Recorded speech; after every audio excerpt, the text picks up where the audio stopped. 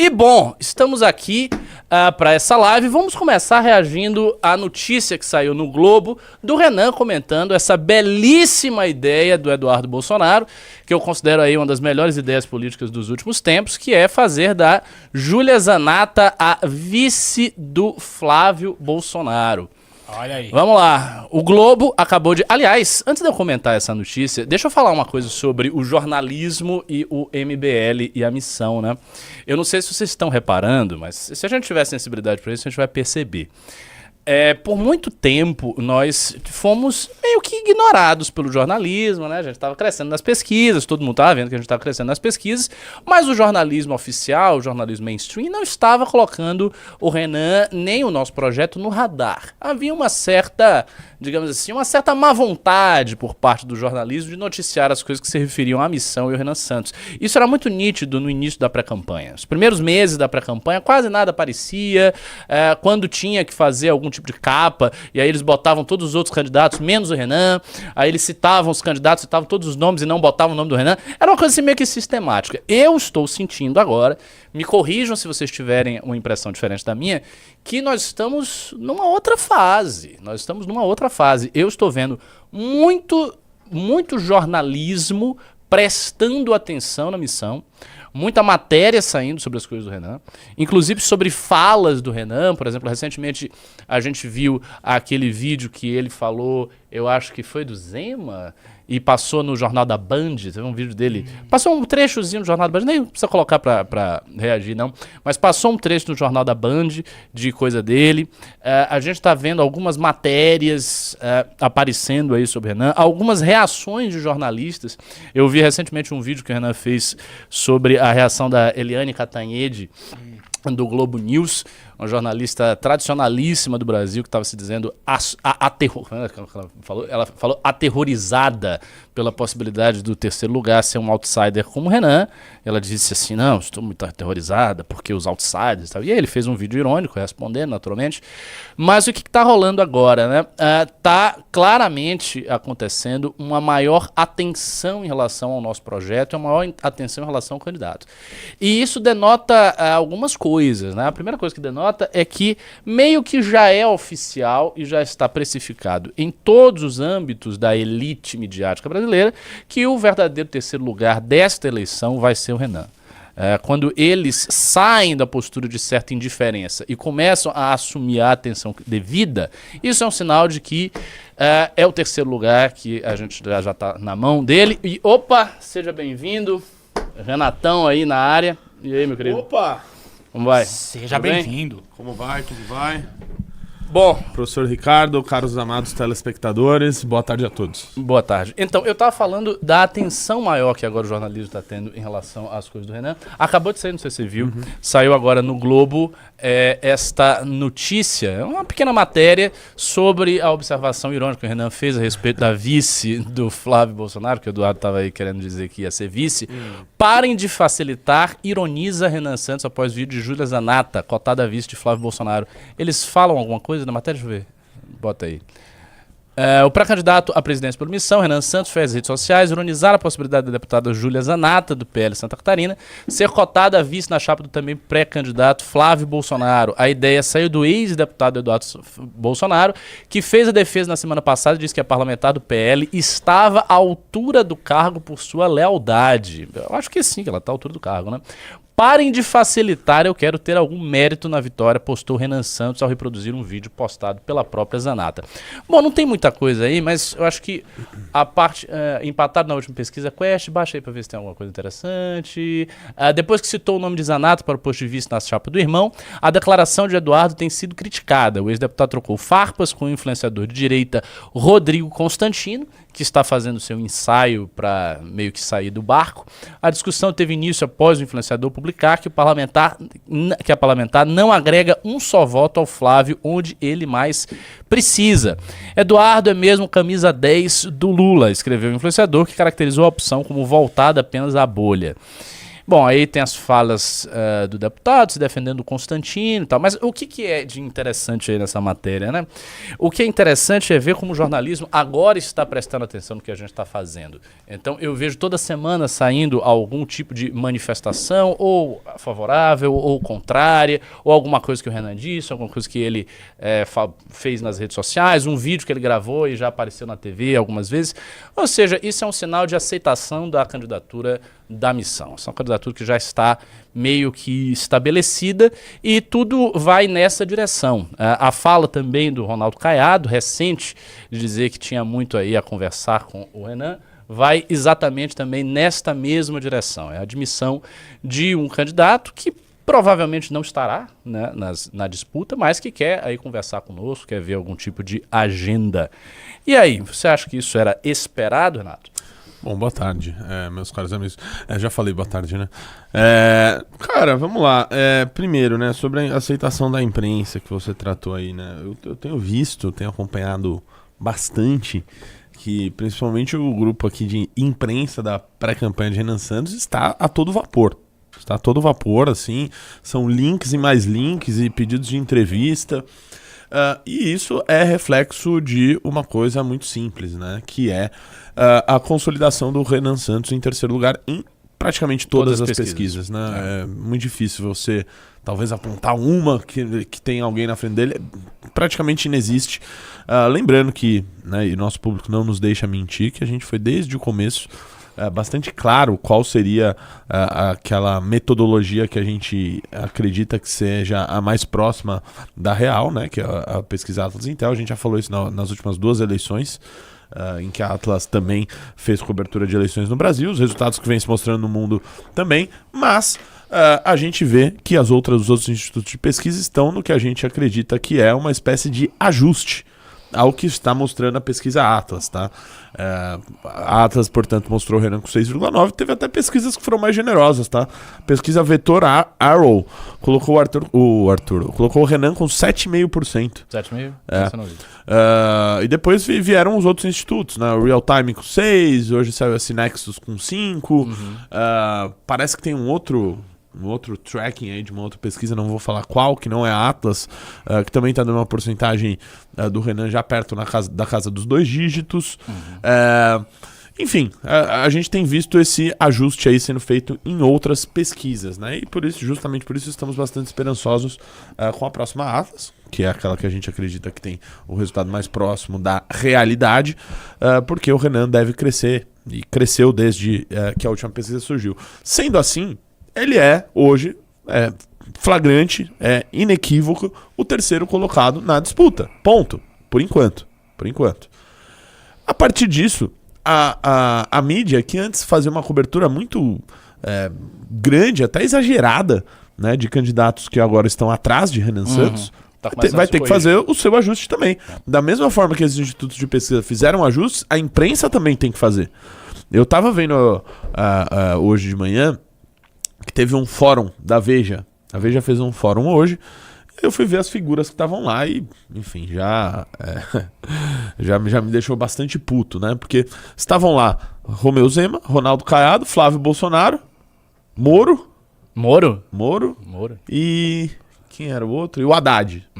E o Tarcísio, né?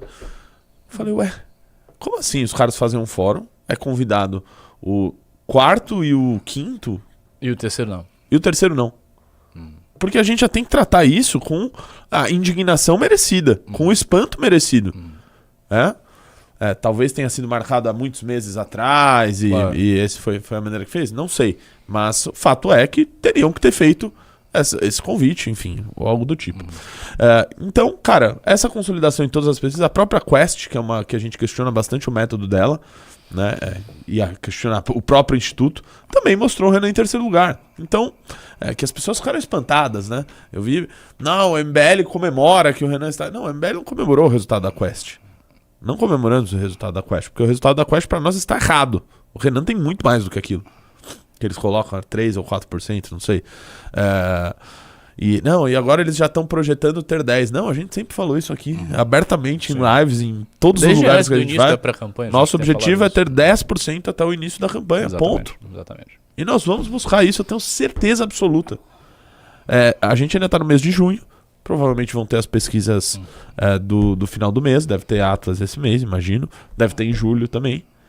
E eu acho que e depois que chegar em agosto, aí vai ter pesquisa de 2 em 2 semanas, 1 em 1 semana, vai ser um ritmo muito mais rápido. Então eu tenho certeza que a gente vai chegar acima das expectativas que a gente tinha. Eu vou confessar uma coisa, Ricardo Almeida. Talvez lá atrás eu achasse isso loucura. Eu também. Eu falava, não, cara, o Renan ele vai crescer, óbvio. Porque achava. ele é melhor intelectualmente, ele é melhor de oratória, de comunicação. Enfim, ele é melhor em 100% das coisas do que o Flávio, Lula, etc. Zema, cara. Só que eu acreditava que isso só seria possível quando ele aparecesse num debate. Sim, exatamente. Antes disso, gente, é fantástico o que está sendo feito.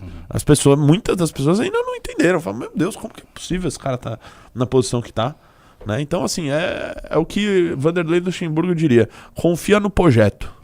Confia no projeto. Né? A gente aparentemente sabe o que tá fazendo. Não, assim, a pré-campanha do Renan tá sendo a melhor pré-campanha que eu já vi de todas. De qualquer coisa, é essa pré-campanha. E o segredo está na pré-campanha, o segredo está no candidato, de fato. Porque, assim, a gente não tem estrutura, não tem grana, não tem nada. Não tem conexões com jornalistas, não tem nada. O que nós temos é um candidato muito bom, um projeto consistente e uma técnica, digamos assim, uma tática de pré-campanha que se mostra acertada. Essa tática, que foi uma tática que o Bisotto falava muito. O Bisotto falava muito tempo, até antes do Renan ser escolhido para apresentar a missão. Então, o Bisotto já falava isso, que a lógica da pré-campanha deveria ser rodar o Brasil, buscar uma interiorização do nome dele, ou seja, você para lá no estado e fica rodando várias cidades e vai para tudo que é rádio, e que é assim que as coisas iam funcionar. E de fato é assim que as coisas estão funcionando mesmo. Essa tática foi muito acertada e é uma tática que é barata, porque você consegue ir para as coisas, você não gasta muito, você vai a tudo que é lugar, obviamente você vai crescendo, as pessoas vão se interessando mais pelo seu discurso, então rádios maiores, televisão, tudo vai querendo que você esteja lá, porque você está dando audiência, todos os podcasts querem o Renan, porque o Renan dá audiência pra caramba. Não há um podcast no Brasil tirando... Inclusive eu peço desculpas aos meus amigos, Renan, né? aos meus amigos de todos os podcasts aí do Brasil que estão, muitos deles já me infernizando pra ter novamente o Renan. E calma. Calma, ele vai, né? Mas, naturalmente todo mundo quer, pô. O cara dá audiência, aí tem um público super fiel. Aonde ele vai crescendo. Realmente não tem como errar. Isso, assim, a consistência disso aí é muito grande. Eu confesso, antes da jornada, eu achava que poderia bater coisa de 5%. E assim, eu já achava que 5%. Era bater muito. 5%. É muito. Porque é muito. É muito. Veja, as pessoas não têm noção disso. Vamos colocar aqui em termos claros. Nós temos cerca de 100 milhões de eleitores do Brasil. Você falar de 5%, você está falando de 5 milhões... Baixo, é mais, né? É mais do que isso. Mas é 100 milhões de eleitores. Vamos fazer essa conta fácil. 5 milhões de votos. 5 milhões de votos é muito voto. Pra vocês terem uma noção... Para ultrapassar Cláudio Berreira, me corrija. É coisa de em torno de uns 3 milhões de votos para deputado federal. 2,5 para deputado federal. 2,5 para deputado federal. Se a gente está falando de 5, nós estamos falando do dobro para deputado federal e é muito fácil que haja, especialmente no caso do MBL da missão, que tem um voto muito engajado, uma transferência meio que automática. O cara que vota lá no 14, ele vai querer votar no deputado federal do 14, no deputado estadual do 14. Ele vai, 14, agora eu vou botar em quem? Eu vou botar um cara do Centrão, um cara no partido do Kassab. Isso não faz sentido nenhum. Então, a partir desta lógica aí, a gente tem um projeto que está muito consistente. Ó, pra vocês terem uma noção, em 2018, se eu não estou enganado, o Amoedo bateu coisa de 2,5%. Fez 2,5%. Isso aí, 2,5%. E fez 8 deputados federais. E teve uma taxa de transferência. E um governador. E um governador, é verdade. Se bem que o governador não foi dele. Foi do Bolsonaro. Mas os deputados federais não foi do Bolsonaro, não. Até porque o Bolsonaro tinha os deputados federais dele, do partido dele, do PSL. Então o que aconteceu foi, houve uma transferência de voto. Essa transferência foi ali em torno de 30 e poucos por cento. O Matheus falou que são 154 milhões de eleitores aptos. Então, 154 milhões. Se a gente tá falando... votar 100 milhões. Aí, então, 5 milhões, beleza, 5% dá, sei lá, 6 milhões. seu caso. É muito voto. É muita coisa. É muito voto. E isso já é suficiente para você fazer bancada. Isso é suficiente para você ter um partido que aparece em tudo que é lugar. E eu já achava que se a gente batesse 5% na eleição, era tipo, pô, muito bom. Primeiro ano, o partido acabou de ser feito, chapa pura. Sabe? A gente não tem experiência de partido, a gente tem experiência de movimento, mas de partido ainda não tem. Então, assim, já estaria tipo, uau. Sim. Agora não, cara. Agora começa a ideia de você bater 10 na borda da eleição e você conseguir até virar o braço do Flávio Bolsonaro. Isso é verossímil. Tipo, isso não é absurdo. Sim. Não é assim um sonho. Você diz, não, sei lá, vamos ganhar. Não é isso. Há uma lógica disso aí. E veja, se a gente chega com 10% na borda da eleição, acontece aquela mágica que é o sujeito que vai votar, ele começa a encarar o terceiro lugar como um voto possível. Porque você não tá vendo um terceiro lugar com 2%. Sabe? O terceiro lugar com 2%, esquece, esse cara não vai fazer nada. Agora com 10%, 10% é outra coisa. 10% é viabilidade. E aí o nível de interesse, tanto da elite midiática, dos empresários, da galera com grana, dos políticos, vai pro céu. E do eleitorado também.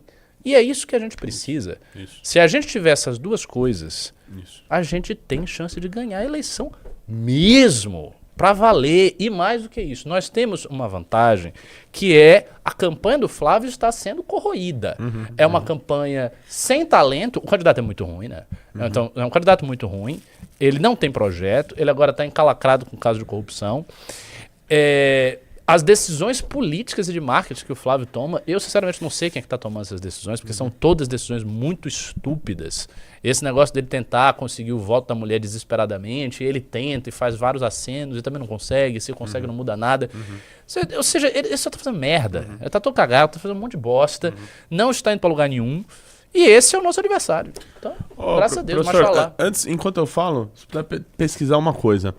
Quanto o Pablo Marçal tinha de intenção de voto em junho de 2024? Bela pergunta. E depois no início da campanha em agosto. Quero ver em junho, eu quero ver em maio, em junho, em agosto. Pronto, te dei uma missão difícil aí pra você precisar, mas Boa. Dá uma olhada aí. Sei lá, pesquisa Datafolha, sei lá, escolhe aí o instituto. Vamos lá. Porque eu tenho uma suposição, tá? Eu acho que o Pablo Marçal, antes do início da campanha, não tinha 10%. Eu acho. Então, achei aqui. Em maio de 2024, ele tinha entre 8% e 10% nas principais pesquisas. 8 e 10. Em junho de 2024, ele tinha de 12% a 14%.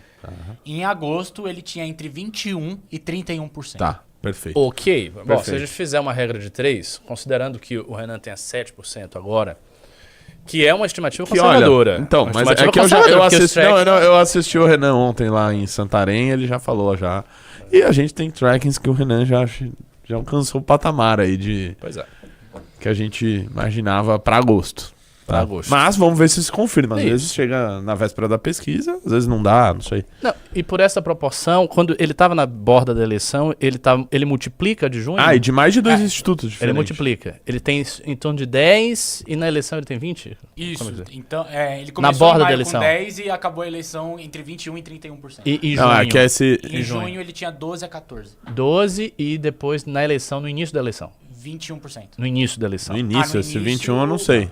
Foi em maio. Em maio, 10%. Tá. Você tá meio confuso com isso. Exatamente. Eu percebi. Em maio... Mas a gente entendeu. Fazendo uma regra de 3, assim, o ponto que eu quero chegar é, mesmo numa estimativa conservadora, abaixo, tomando aí 7%, na eleição ele vai ter 10%. Sim. Se seguir uma regra de 3 em relação ao Marçal, Lembrando, na estimativa conservadora. Na campanha da prefeitura ainda eram mais focados ali em 3 candidatos, né? Não tinha vamos dizer, um Caiado, Isso, esse é um ponto também. É verdade. Outro ponto, porque esses caras vão sair, Exato. eles vão tirar as candidaturas dele. Exato. Eles vão tirar as candidaturas deles. Inclusive, essa coisa do Caiado querer falar com o Renan, você acha que indica o quê? O que ele quer?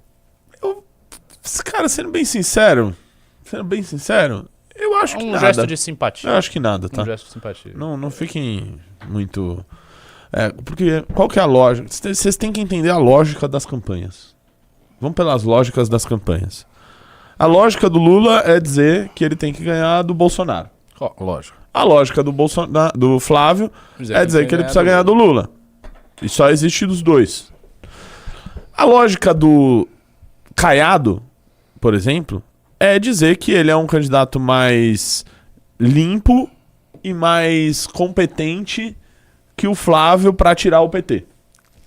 E ele não vai fazer nenhum confronto com a direita, né, com o que ele considera a direita. Ou seja, ele não vai atacar nem Zema, ele não vai atacar nem o Renan Santos e ele não vai atacar o Flávio.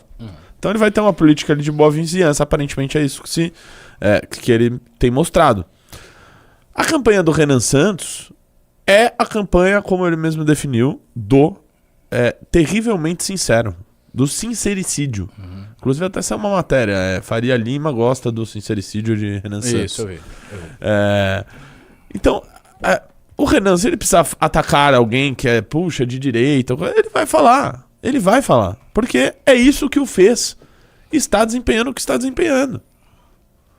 Né? Então, pelas lógicas das campanhas, eu não vejo, por parte do Ronaldo Caiado, esse intuito de querer ser vice de outro candidato. Tá? Por outro lado, eu vejo no PSD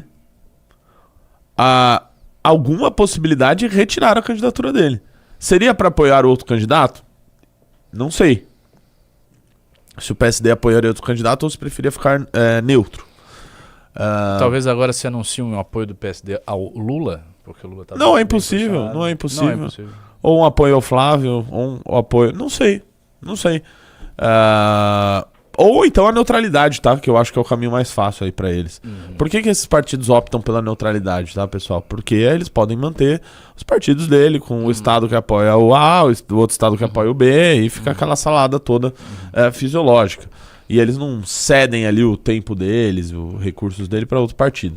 Então, o que eu acredito é que vai chegar um momento ali que o esperto, né, supostamente esperto, dizem que ele é muito esperto, que ele é gênio da política, né, que é o tal do Kassab. Vai tirar o time de campo. Que ele vai olhar e vai falar: você sabe, Ronaldo Caiado, que 1% na Atlas não dá. E vai tirar, né? Você falou de todo mundo, você não falou desse cidadão aqui. E aí? O Zema. Esse que daí. O Zema quer? Esse daí. Cara, ele o vai. Zema tá numa situação muito humilhante. Ele vai na linha do Ronaldo Caiado, que é a linha de não vou buscar confrontos à direita. Porém, ele acabou, vamos dizer, entrando no confronto, traindo a expectativa dele de fazer isso, porque, como oportunista que é, ele viu ali uma brecha no caso do Dark Horse para se diferenciar do Flávio. E aí ele fez aquele ataquezinho dele. E logo em seguida, eu acho vergonhoso essa situação, meu caro professor Ricardo Almeida, que o Zema fez lá o ataque ao Flávio, apanhou, caiu nas pesquisas. Ou seja, ele tem um eleitorado emprestado do Bolsonaro. Ele não tem eleitorado dele, militância, ele não tem. A imagem dele piorou. Aí depois ele foi lá, repetiu novamente de uma maneira um pouco mais leve, até o que ele tinha falado anteriormente. Tá apanhando novamente.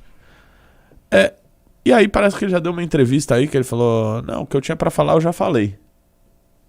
Meio que tirando o time dele de campo, dizendo que... Hoje ele disse que ele vai fazer novas críticas à direita. Se precisar. Se precisar. Ele tá mas dizendo também que o Novo não vai romper com o PL. Que o PL não vai romper com o Novo nos estados. Sim.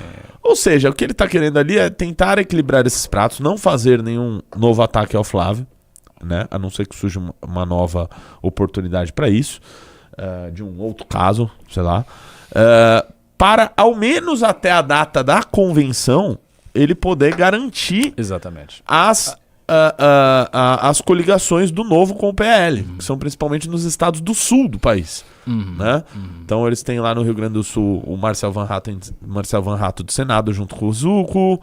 O Paraná eles têm o Deltan Dallagnol do Senado ali junto com o PL, né? do senhor Sérgio Moro. Santa Catarina eles têm o vice do Jorginho Melo. Então são mais ou menos esses os acordos que interessam a eles manterem. Né? Então ele vai de maneira bem mineira até a data da convenção. Depois, se ele achar que alguma forma dele crescer vai depender do ataque ou não, aí pode ser até que ele faça, mas eu duvido muito, porque essa postura frouxa dele já é um indicativo de que não vai ter muita coisa. Gostou do corte? Se inscreva no canal e ative as notificações para receber mais cortes como esse. Deixe o like e compartilhe.